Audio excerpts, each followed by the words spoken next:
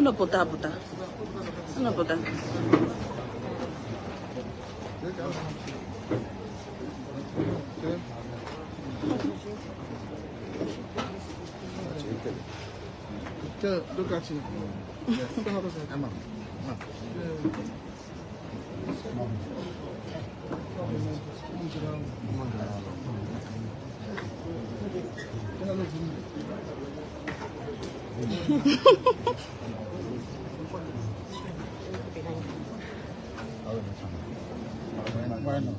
Oh, there we look.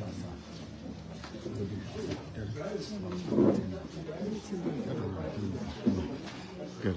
Adam.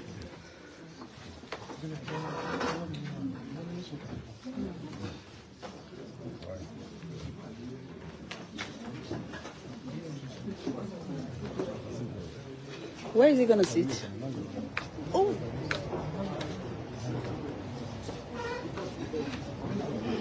I don't know, but I'm losing.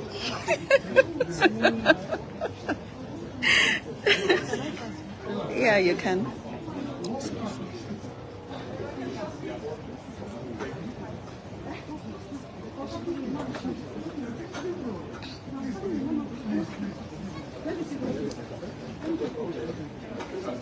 Okay. I don't know. Okay, there.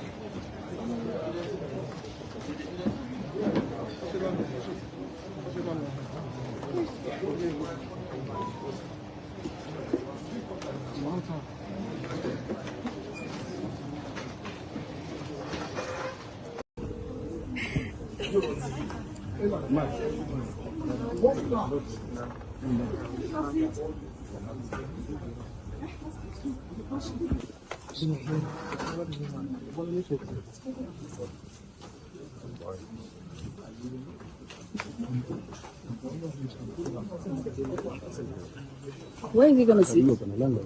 Oh, sorry.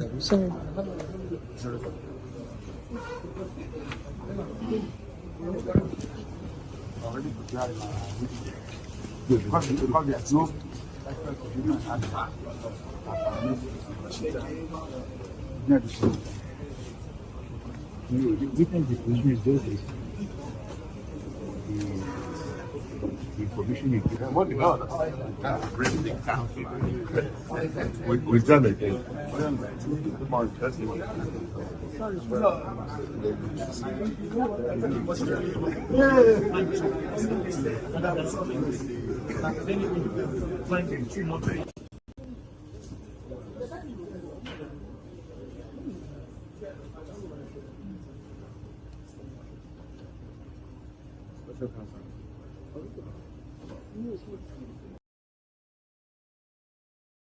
Additional 4 senior advocates of Nigeria, SAN, join Nnamdi Kanu's legal team as trial commences tomorrow, April 29th. 4 senior advocates of Nigeria, SANs, have joined the legal team representing Nnamdi Kanu, leader of the indigenous people of Biafra, IPOB, as his trial resumes on Tuesday, April 29, 2025. The addition of the 4 SANs, Professor Onyeka Ikpeazu, Emeka Idiaba, Mela Adenungi, and Dr. Joseph Akubo, increases the number of senior advocates on Kanu's team to 6, and brings the total number of lawyers defending him to 19. They join existing SANs Chief Kanu Agabi and Uchenna Njoku. In March, Sahara reporters reported that the federal government had rearranged Kanu on an amended 7-count charge bordering on terrorism before Justice James Omotosho of the Federal High Court, Abuja.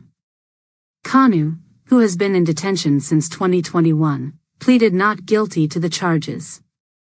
During his rearraignment, Kanu issued an apology. Delivered through his new lead counsel, Chief Kanu Agabi, a former Attorney General of the Federation, to Justice Binta Nyako, Chief Adegboyega Awamalo, SAN, who appeared for the federal government, and his former legal team led by Aloy Ejemaker. Kanu said his previous attacks on them were made out of anger. In a rare moment, the presiding judge, Justice Omotosho, also apologized to Kanu for the prolonged delay, acknowledging the ordeal he had faced. The judge noted that Kanu's case had dragged on for over a decade without resolution and consequently ordered an accelerated trial. The court fixed April 29, May 2, and May 6, 2025, for the hearings. Kanu was initially rearraigned before Justice Nyako on 15 amended counts after his controversial return to Nigeria from Kenya in June 2021. On April 8, 2022, the trial court struck out 8 of the 15 counts, leaving 7 counts, 1, 2, 3, 4, 5, 8, and 15, which the Court of Appeal quashed on October 13, 2025. However, the federal government appealed the appellate court's ruling at the Supreme Court and sought a stay of execution, which was granted. On December 15, 2023, the Supreme Court upheld the federal government's appeal, ruling that Kanu must face trial at the federal high court on the remaining charges. Before the charges were read to Kanu during the latest proceedings, Justice Omotosho ordered the renumbering of the charges. Count 8 was renumbered as Count 6, and Count 15 as Count 7. Kanu pleaded not guilty to all counts. According to the federal government, Kanu, in broadcasts aired between 2018 and 2021, issued threats while ordering sit-at-home compliance in the Southeast, warning that violators should write their wills. The government alleged that his broadcasts incited attacks on security personnel, leading to widespread shutdowns of banks, schools, markets, shopping malls, and petrol stations across the region. The prosecution argued that the offenses are punishable under Section 1(2)(h) of the Terrorism Prevention Amendment Act, 2013. It also alleged that Kanu directed members of IPOB to manufacture bombs. The federal government also alleged that Kanu, between March and April 2015, imported into Nigeria and kept in Ubilizer and Ihiala LGA of Anambra, a radio transmitter known as Tram 50L, concealed in a container of used household items which you declared as used household items. The offense is said to contradict Section 47(2)(a) of the Criminal Code Act Cap, C 45 Laws of the Federation of Nigeria 2004. This is 5 years now that Nnamdi Kanu have been held at the DSS detention facility since his illegal rendition and abduction from Kenya, and despite court order asking the Nigerian government to release him. Nnamdi Kanu, the leader of the indigenous people of Biafra, IPOB, will be appearing at the Federal High Court on the April 29th, 2nd and May 6th. On April 23, 2025, Nnamdi Kanu instructed his legal team to address attempts by the Nigerian government to manipulate public opinion ahead of his trial. MNK highlighted concerns over deliberate efforts to falsely link the indigenous people of Biafra, IPOB, to fabricated raids in Imo and Anambra, describing these as state-sponsored tactics to deflect attention from global campaigns for his release. These are the usual tactics the Nigerian government always use whenever the court case of MNK is coming up. We call for the unconditional release of Nnamdi Kanu. Self-determination is not a crime. Don't forget to pray for our great leader Nnamdi Kanu, as he appears in court tomorrow. Victory is assured no matter how long it takes. Stay tuned for more updates, stay safe and have a blessed day. Okay guys, we are continuing. Okay, I dropped a link in the comment section. If you want to join me live, if you have something to say, maybe we want to give an opinion in this live as we continue, you can just click on the link and just come up and tell us what you feel about how this court processing is going. You are free to say your mind. Okay, you can turn your camera on or off, anyone that you want. So just check the comment section and click on the link if you have something to say concerning this ongoing court case. Thank you so much, guys. Hi, this is your buddy, Dr. John Isgo here. The question I want to ask, are we a country of the rule of law or the whims and caprices of men? Are we a nation of the rule of law or a nation where wickedness thrives? Why should Nnamdi Kanu remain in perpetual detention? The court has freed him. But the opinion of the cabals, those who think that they owe the country, those who think that anyone who dares speak his or her mind becomes an object of attack, Why should Nnamdi remain in detention for Christ's sake? Why should he remain in detention? Now let me warn, especially the Igbo men and the Igbo women, the Igbos, all of you that have positions in government or in leadership, as long as Kanu remains in detention, all of you are in detention. Didn't you see what the Yorubas did? When Sunday Igboho was in the same predicament, they all rose up, they spoke with one voice. Why should some of you Igbo men lose your mind and your sanity because of money? As long as Nnamdi Kanu is in detention, all Igbos are in detention. I'm not an Igbo man, but I have to tell you the truth, that these guys are test running a very wicked agenda. A day will come, they're going to pick all the top Igbo men and lock them up. Because you guys were silent when Nnamdi Kanu was there, you didn't say anything. They are going to make sure that they deal with all of you. But let me tell the government, this wickedness has to stop. If the law says a man is free, free him. What laws are we running? The Fulanis that are killing people in Nigeria, how many of them are in jail? How many of them have been convicted? This is evil. What you are doing, the government, this is evil. Let Nnamdi Kanu go. The Fulanis are killing people everywhere. You guys are doing nothing about it. But let me say this, God will judge all of you. God will judge all of you. And the judgment of God, no one can escape it. Just watch out.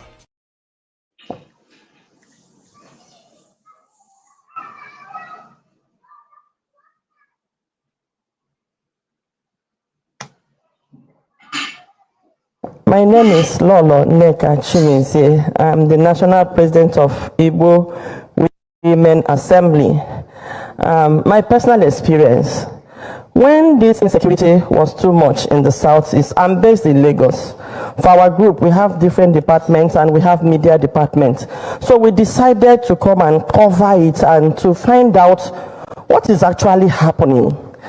But when we came around to cover the insecurity, we discovered that 90%, I'm sorry to say, of the insecurity in the Southeast was caused by the military. I won't apologize for saying it, but they would have shot me at Osumu that time. So when we came, and on Monday, we decided to cover the sit-at-home proper. So when I have my driver, I have my car, so I moved with my driver. So when we came to Olo, that near Banana Junction, we discovered that place was, closed up by the military. So I had to come down because I have a newspaper outfit. So I have my ID card. So I approached the militaries. Even when they saw me approaching them, they were like even their faces. And I greeted them and said, Oga, why did you block Drew? I said, who are you to ask all that question, without the harassment? And I showed them my card. I said, unfortunately, I'm a media person and we are here to cover the sit-at-home because we realized that you said IPOP is sit-at-home and they're enforcing sit-at-home. But with the look of things, you are the one enforcing the sit-at-home because I know that before you came, there was nothing like this insecurity. Let's be honest to ourselves. Before the militaries were moved to Southeast, we didn't have it this bad. So you were brought here to relax the sit-at-home. Not that there were clashes within the sit-at-home, but for you to relax it so that people will start coming out. Now that you are blocking the road, it's like you are helping to now enforce the sit-at-home. So when I now flashed my card, they now ran inside. So out of anger, I moved those things on the road. And then I drove past. I covered the whole of Southeast. When you approach their checking point, they look more deadly than any criminal, even armed robbers you meet on the road. The way they approach, the way they harass. So after touring the whole of Southeast, we now realize that even the way they harass motorists, the way they harass people, we now realize that 80% of what we are being told is being done by the militaries and the harassment. Now, on my way back, I'm from Imo State, so I ended up in my hometown. I'm from Olo, actually. And then going back to Nnewi, where I was married. So taking that Osumuruhu is usually faster. So I came through I landed through the Imo State airport. I forgot to remove the tag on my bag. So when I approached that Osumuruhu, they stopped us And then when they saw this, the tag, they say, "Where are you coming from?" I explained myself. They searched me and what have you. And then when they took my passport, they say, "Madam, where are you going to?" I said, "I'm going to Nnewi." "Where?" "Nnewi South." "Where in Nnewi South?" "Oto." "Where in Oto?" They were now asking me my village. At that time, I was very upset with what they were doing. I said, "It now means we are under siege. This is not security. You came here for another mission. Oga, what are you doing with my village and my family name? So you are the ones that will collect this information from our sons that come from abroad, and then you give it to your kidnappers. It means you are involved in kidnapping. Otherwise, why would you be asking me?" I said, "I'm going to know. Is that not enough? You asked me my village, I told you. You asked me my town, I told you. You are now asking me my name, where I come from. So what else? In the night, you come and carry me like fowl." They were, in fact, they cocked their gun. 10 of them, they were mad, they were ready. I lost it. I now said, the Southeasterner needs to find out what is going on. This has nothing to do with IPOP. The problem is the media were reporting something else, while underneath something else was going on. So when I got home eventually, in fact, when I went after the quarrel, I told my brother, "You know what, turn this vehicle. If I pass, they will kidnap me." I think they work with those criminals in the bush. They kept them there. How can they keep these armored tanks and what have you? How large is Osumu? It's that forest that they cannot fish out those criminals. So as we were turning, they seized my car key. So I left them. So I think the whole drama, they went to bring their leader, the Ogas. They came with their van and they collected the key and they handed it over to me. I was alarmed. When I got home, I called the PG of my local government and I said, "Oga, you people should stop looking at IPOP. I'm not an IPOP member. I don't know them, but this is what is going on. See. As I was talking, a young man said, "Madam, they seized my machine there yesterday." Because people, Okada will not pass through that Osimo, but I think it's better now. The man said, "Madam, I am." I said, "What did you say?" He said, "I am. But we are stuck." You know, that was the reply I got. We are stuck because the militaries are here. If you remove them, something else might happen. I think at that point they knew and they were looking for solution. Another experience we had is I passed through that Osun road and I met the militaries there. They were right at Ekotutu.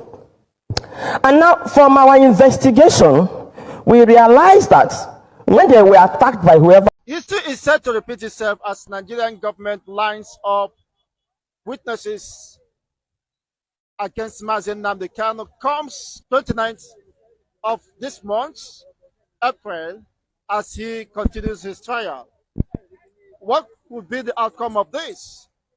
Who and who would you think would make up the witnesses who might testify against Nnamdi Kanu in the court of law? Would it be from Igbo extraction as one of the Igbo, is it an Igbo man calling IPOP, terrorist IPOP group, led by Nnamdi Kanu? How possible could this be? We want to know the people that will come to testify against Nnamdi Kanu. What are the people that will come to testify in favor of him? Those people that will come to testify against Nnamdi Kanu, part of them are people from Biafra land. The Igbo extortioners. Igbos in Southeast, call it like that. In all the East Central states of Gowan regime. They will come. People who have sold their hand in killing their own people. People who have sold their hand in betraying Nnamdi Kanu. They will come up to testify against Nnamdi Kanu so that Nnamdi Kanu will not come out. And they will continue in their evil of organ harvesting. You know that organ harvesting is more lucrative now in the East. You understand? Why? Because these people had a good thing. This is what they don't want Nnamdi Kanu to come out. They're taking it to make a business. Recall in 2016, the court rejected the request of federal government to mark the witnesses. They want to mark them so that people will not see them, and court rejected that. Do you think that such will be rejected again if there is any request for such. I don't think that it will reject now, because the government of Nigeria is looking any possible means to hold Nnamdi Kanu guilty. And to watch, joke apart, what the Buhari government wasn't able to do, Tinubu government is doing it. In the case of subvert justice, or not allow justice to have its course. Now look at it. Buhari government, the court to judge, 2 Nigerian courts, High Court in Abia State, Enugu State, and Appeal Court, judge in the favor of Nnamdi Kanu. The only thing Buhari did, Buhari hold him, not allow him to go, even as court give order. Discharged and acquitted. Discharged and acquitted. And the Buhari regime wasn't able to cancel the case. But Tinubu entered and canceled the case, trash it out completely, as start afresh. You see what Buhari wasn't able to do in Nnamdi Kanu IPOB Biafran case. What Tinubu is doing throughout 2021 to 2024, Buhari government wasn't able to convince Finland to arrest Sam on Ekpa. The Tinubu government was able to convince Finland to arrest Sam on Ekpa. You see how Tinubu is playing his own game. But I thought Tinubu is a Democrat, or perceived to be a Democrat, somebody who preaches for the rule of law and the defense of human fundamental rights against a Abacha regime and other military juntas. Both Buhari and Tinubu, none of them know what is called human rights. If Tinubu know what is called human rights, you could have released Nnamdi Kanu since. You could not have cancelled the case he have won. And the international community were looking at it. That's what I'm saying. If Buhari know what is called rule of law, Buhari could have maintained federal character in his own regime. Federal character started immediately the war, Biafran Nigerian war ended. The one called it quota system. Quota system. It was a Shagari regime, called it federal character. All the whole appointment of Buhari was Fulani who hold the whole post. Tinubu enter. All the whole appointment of Tinubu was the West, Yorubas, hold the post. Is there any equity in these two figures, their administration? Is there any equity there? Transparency. Is there any transparent there? Eh? During Buhari regime, Ashtags, where are the judgment of those people that were killed? If they know human rights, if they fight for human rights, all of them fight to make sure they deceive the masses so that they can be where they are now. And as they reach where they are now, then their true color come out. The true color come out. They are green snake in a green grass. A snake in the night that you don't know where it's heading to. Until when they break, you see them. Now they have break. We are seeing whom they are. So, if Tulumbu, I'm telling you honestly today, if Tulumbu want the people that will come to testify against Nnamdi Kanu should be masked, they be masked. You know the game he will play. You know how you manipulate it to be. If only him can vote himself into the Aso Rock, only him. INEC declared him winner, and the judiciary upheld that. Both the tribunal, both appeal, both the Supreme Court, which everybody see, we get two physical, open naked eye. They will tell me what Tinubu cannot do. I'm telling you honestly, if Tinubu want talk time, he will get it. If Tinubu want life president, he will get it. Is this not Nigeria? The power Tinubu hold to control Lagos State up to this day. If Tinubu want to control Nigeria, he still use that power to control Nigeria. And you think people will be watching him? I tell you, say, if Tinubu want it, the only thing can stop him is God Almighty. If Tinubu want it, he will do it. Is he more powerful than Obasanjo? The same Yoruba who was intoxicated about continuity in office. Look, Tinubu have done more than Obasanjo. Obasanjo have people who voted him in. who supported him, but Tinubu who voted him in. INEC declared him winner, and it was upheld at the Supreme Court. INEC declared him winner. Then Obasanjo, at least people count some states he won. How many states Tinubu won? He won majorly parts of the north. Parts of the north. Are they not crying now? Eh? Which means if Tinubu won part of the north, Tinubu did not want it ordinarily. Because now northern eye have opened. The game Tinubu played them, the eye have opened. That's why they cry, because he did not want their ordinarily. He manipulated them to say he won their state. And the north saying that the Buhari regime is different from that of Tinubu, or an escalation of same. Don't mind that word. Tinubu, what Buhari did is to kill Nigeria. Tinubu is burying Nigeria. So all of them are the same thing. Tinubu is burying a dead body that their brother have already killed. So they should not blame Tinubu for bad governance, because what he inherited from them. Because he promised Nigerians that he will continue where Tinubu stopped. Yeah, and there's nothing different about that. He has kept his promise. Anyway. Where his predecessor stopped, that's why we start. Which is doing. After all his political campaign, he did not fail it.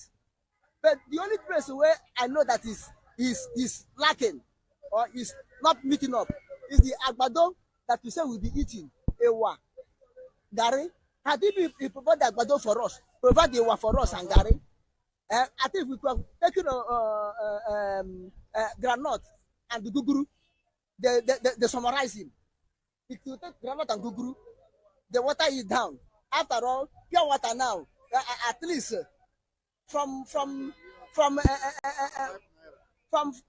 naira to 15 naira, we can still manage it. Just 10%. It's not 1,000% increment. No increment. It's just normal. It's just the same 5. It's just that they added zero at the back. It's the same 5.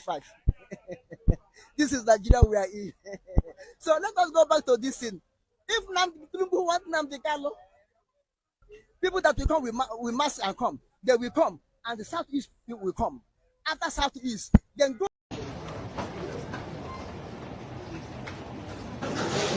Okay, guys, the court is still ongoing right now. Okay, by the end of today, this afternoon, we are still going to come back to this live to discuss on what they decided on today.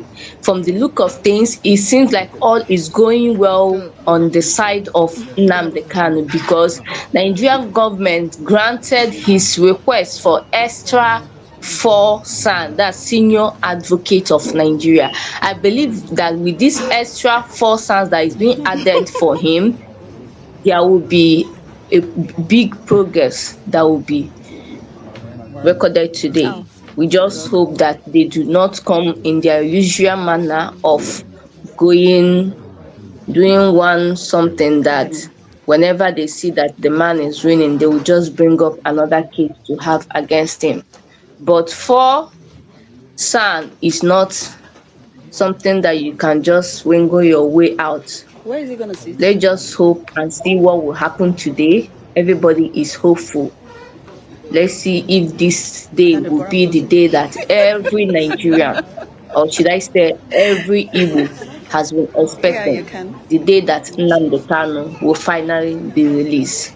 We will see if that day is today. But for now, let's keep our fingers crossed and hope for the best.